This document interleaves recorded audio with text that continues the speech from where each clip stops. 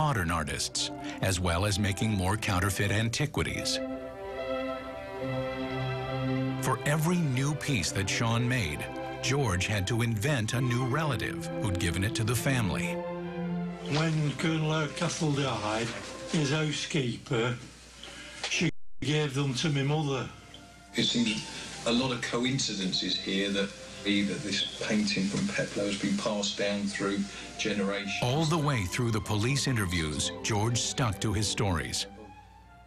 I'm related to a famous Irish poet, and he gave it my grandma.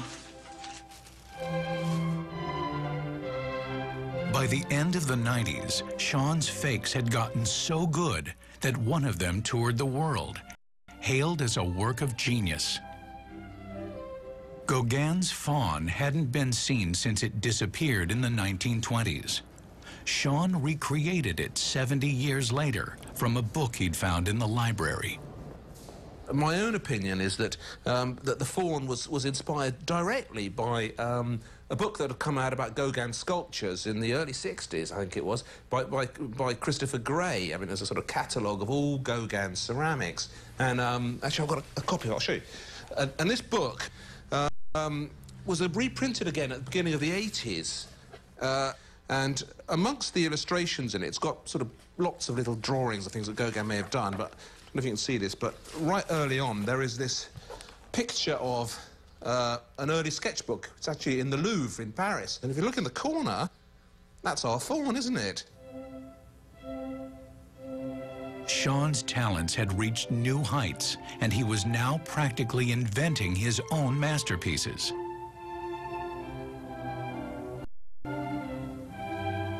But the family was growing to resent the fact that they were only making a fraction of the profits from his forgeries. The faun had been bought by a top American museum for a reported $125,000.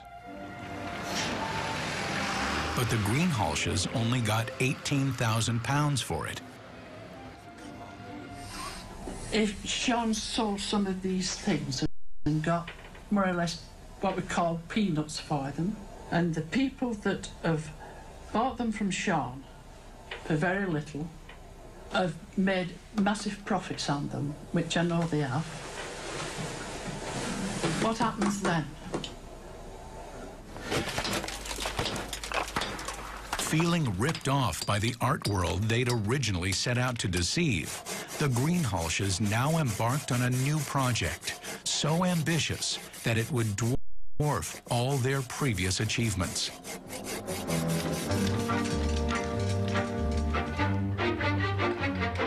This time, they decided to bypass the dealers and target their local museum right on their doorstep in Bolton. George had already sold them a series of fake sketches back in the early 90s. In January 2002, he came back with something far more impressive up his sleeve.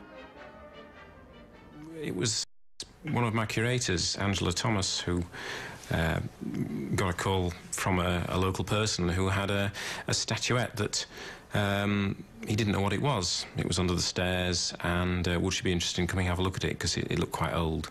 And she went around there and had a look, and first impressions were that it was quite interesting.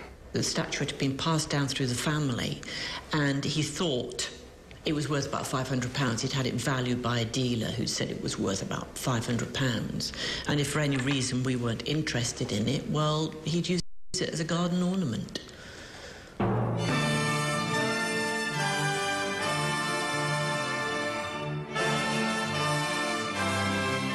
The experts believed that George's garden ornament was in fact a 3,000-year-old Egyptian statue, which represented a sister of the boy pharaoh Tutankhamun. From this moment onward, she'd be known as the Amarna Princess.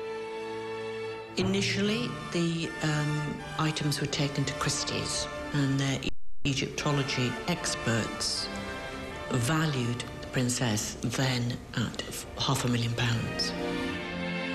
If the sale went through, the Greenhalghs would be rich beyond their wildest dreams. That woman in to Bolton Museum, she said that's 500,000. And what do you remember about that piece? Well, I remember my dad having it in 1930s when I was little. Believing George's story and reassured by the reports they'd been given, Bolton pulled out all the stops to get the statue for the museum. Raising that sort of money is not something you just fill a couple of forms in and do, and you don't. It's not even just as simple as applying for it. You make phone calls, you talk to people, you enthuse, you get support. It went on over quite a long period. It was not easy, and there were a lot of times when I thought genuinely that we were not going to raise the money. 11 months into the negotiations, George gave them an ultimatum.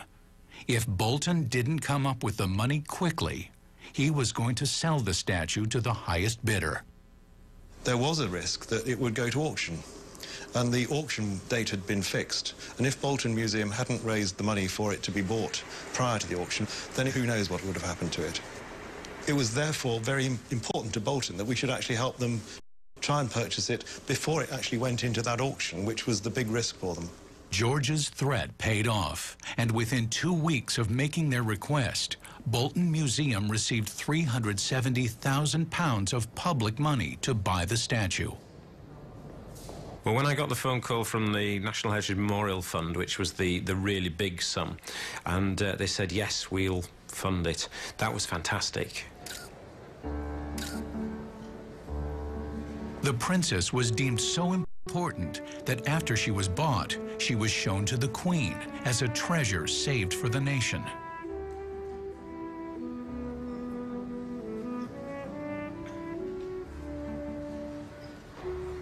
What you have to appreciate about this piece is the quality of the carving, and perhaps try to understand that it is a masterpiece. It was definitely a jewel in the collection, and we had displayed it beautifully. When Bolton put her on display, the museum was the busiest it had ever been. There was a real feeling of pride by the councillors, the museum, the friends of the museum. Everybody that was there were really proud that Bolton had managed to pull this one off, because it's a big acquisition for a museum like Bolton.